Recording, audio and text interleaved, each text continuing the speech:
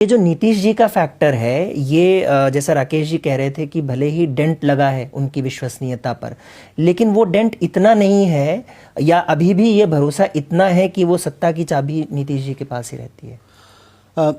Dent तो ज़रूर लगा है, इसमें कोई दो मत नहीं है, डेंट लगा है और कई कारणों से डेंट लगा है। एक तो जो पासा पलटते रहे, कभी इनके साथ कभी उनके साथ, उसके कारण डेंट लगा। और दूसरी बात, उनका गिरता हुआ स्वास्थ्य और जिस तरह से सरकार चली है पिछले साल, तो उनकी जो लेजिटिमेसी थी वो भी कम हुई है। अब सवाल है कि क्या इतना डेंट लग गया कि बीजेपी इसी वक्त उनसे पल्ला झाड़ ले और अकेले चुनाव लड़ ले?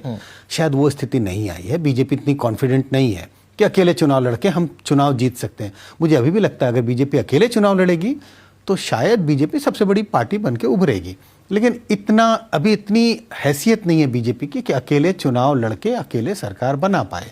तो नीतीश कुमार को साथ रखना चुनाव के समय तक लाजमी है, लेकिन अनीज बहुत है बीजेपी के वर्कर्स में, बीजेपी के लीडर में, कि भाई कम सीटें भी लाकर आपने उन्हें मुख्यमंत्री क्यों बनाया है।